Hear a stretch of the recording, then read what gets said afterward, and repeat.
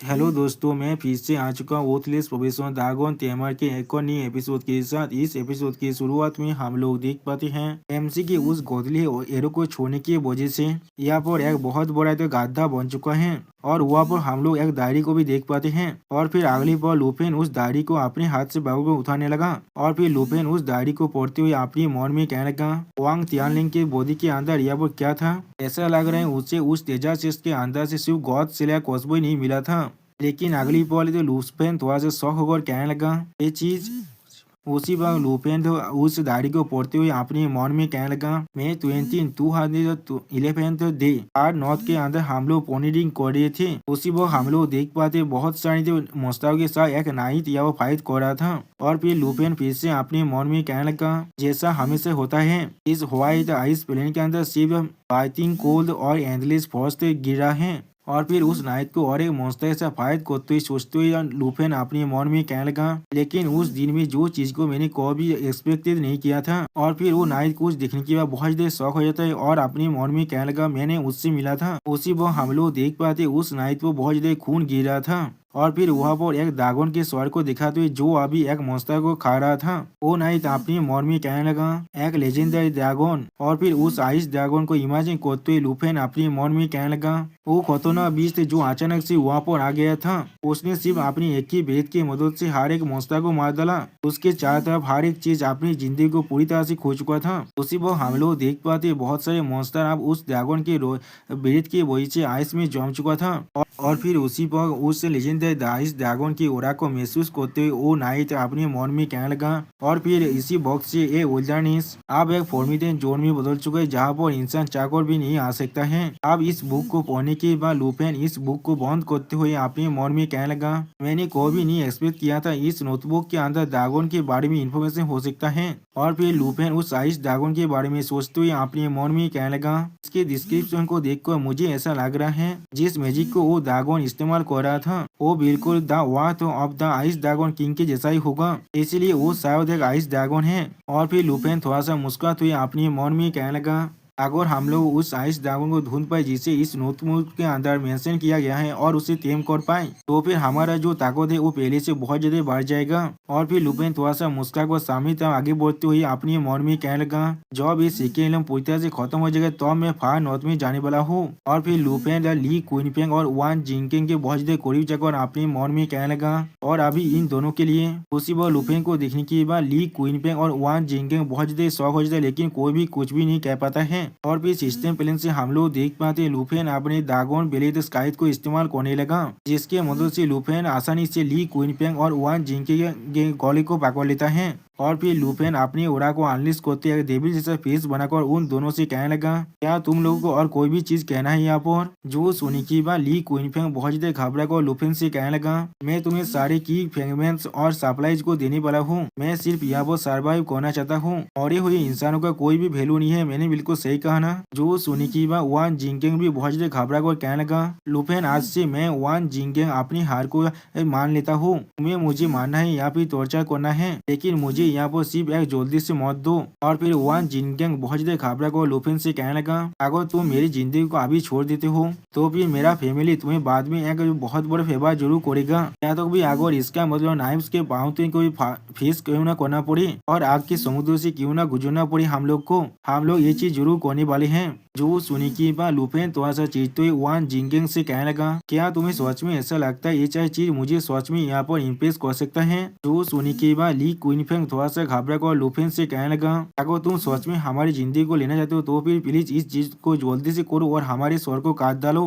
लेकिन जब तुम अभी होल्ड बैक करे हो तो फिर शायद हम लोग तुम्हारे लिए जिंदा ही ज्यादा काम का है। जो सुनी की बात लुपेन थोड़ा सा मुस्कुरा कर उससे कहने लगा तो फिर क्या हो गया। जो सुनी की बात ली क्विनफेंग अभी तक घबरा कर लुपेन से कहने लगा चाहे तुम्हारे बोझा कोई भी क्यों ना हो जब तक हम लोग यहाँ पर सर्वाइव कर पाते हैं हम लोग तुम्हारे साथ एग्री करने के लिए पूरी तरह से तैयार हैं। और फिर अगली पल हम लोग देख पाते हैं लुपेन ली क्विनफेंग को गॉड स्लेयर कॉस्बो को दे देता है। इसे देखते हुए वान जिंगेंग बहुत ज्यादा घबरा कर कहने लगा उसने सिर्फ इस तरह से हमें ये चीज दे दिया है। और इस गॉड स्लेयर कॉस्बो को देखते हुए ली क्विनफेंग यहाँ पर बहुत ज्यादा घबराते लेकिन कुछ भी नहीं कह पाता है। और फिर वान जिंगेंग थोड़ा सा घबरा कर ली क्विनफेंग से पूछने लगा क्या उसे डर नहीं लग रहा, हम लोग उसके खिलाफ रितालित भी कर सकते हैं और उसे इससे हिट भी कर सकते हैं। जो सुनी की बात ली क्विनफेंग वांग जिंगकेंग से कहने लगा क्या सच में तुम्हें ऐसा लगता है वो बिल्कुल तुम्हारे जैसा है जो सिर्फ अपनी मार्शल के साथ सोचता है।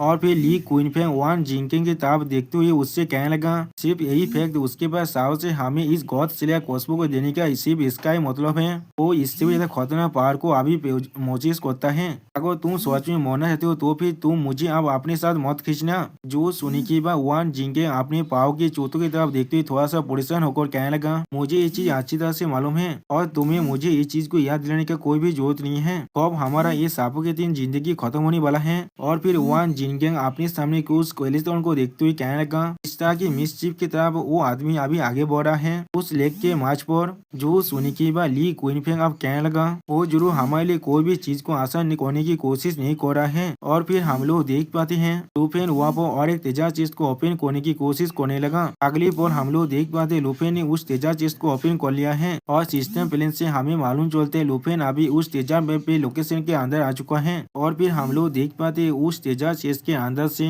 लुफेन को वहाँ पर गोल्डन ड्रैगन किंग के लेगिंग्स मिलता है। यानी दोस्तों लुफेन के पास अभी गोल्डन ड्रैगन किंग के सेट के 5 में से 4 आइटम आ चुका है और जिसके वजह से लुफेन के सारे एट्रीब्यूट अब 50 लेवल से बढ़ चुका है। लुफेन को और एक नया स्किल बुक मिला है जिसके वजह से लुफेन को एक और नया सार्वेंट कॉन्टेक्ट मिल चुका है और लुफेन को यहाँ पर एक एंचेंटमेंट लेवल रिमूवल स्कोर मिला है और लुफेन को यहाँ पर एक एंचेंटमेंट वेपन ब्रेक थ्रू का लेवल स्कोर भी मिल चुका है। अब इन सभी को देखने के बाद लुफेन थोड़ा सा शौक होकर अपने मन में कहने लगा हाँ जरूर इतना काफी है, यहाँ पर कोई भी ड्रैगन एक नहीं है। और फिर लुफेन एंचेंटमेंट रिमूवल स्कोर को अपने हाथ से पकड़ते हुए अपने मन में कहने लगा इस तरह की बेनिफिट मुझे हमेशा मिलता रहता है। और फिर लुफेन और एक स्कोर की तरफ देखते हुए अपने मन में कहने लगा और यहाँ पर और एक है जिसके मदद से मैं वेपन को भी ब्रेक थ्रू कर सकता हूँ और सिस्टम प्लेन से हमें मालूम चलते इस weapon break through enchantment score की मदद से लुफेन किसी भी तरह के वेपन को लेजेंडरी गेट में ब्रेक थ्रू कर सकता है।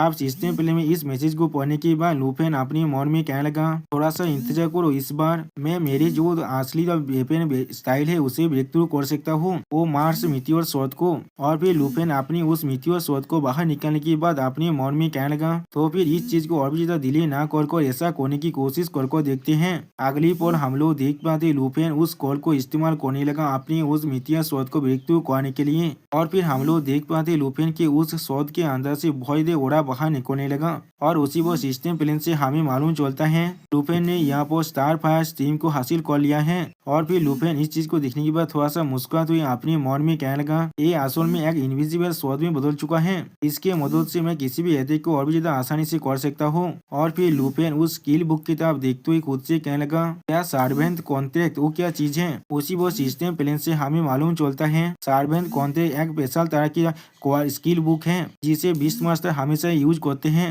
ये चीज तुम्हारे टारगेट को तुम्हारी मिनियन में बदल सकता है। और दोस्तों मैं इसके बाकी सारे डिस्क्रिप्शन के बारे में नहीं पढ़ने वाला हूँ, आप लोग चाहे तो खुद इन्हें पढ़ सकते हैं वीडियो को पॉज करने के बाद। और फिर लुफेन उस स्किल बुक को अपने हाथ से पकड़ थोड़ा सा घबरा तो अपने मन में कहने लगा क्या मैं फेरोचियस बिस्टेज और क्लास चेंजर को भी अपना सार्वेंट बना सकता हूँ। ये स्किल सच में बहुत ज्यादा ओवर पावर है। और फिर लुफेन थोड़ा सा मुस्कुराते हुए दूसरी तरफ देखते हुए अपने मन में कहने लगा मुझे सिर्फ अभी ये चीज मालूम नहीं है ये चीज कितना ज्यादा इफेक्टिव है।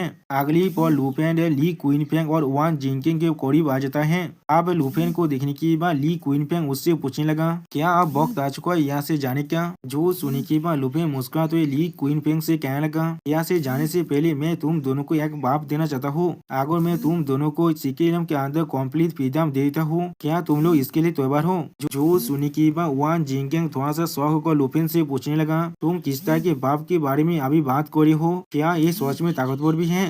लेकिन उसी वो हम लोग देख पाते ली क्विनफेंग थोड़ा सा घबराते लेकिन कुछ भी नहीं कह पाता है। और फिर लुफेन वान जिंगकेंग की बातों को सुनने के बाद थोड़ा सा मुस्कुराने लगा और कहने लगा हाँ। और दोस्तों यहाँ पर हमारा ये एपिसोड खत्म होता है। प्लीज सब्सक्राइब माई चैनल और like and share this video.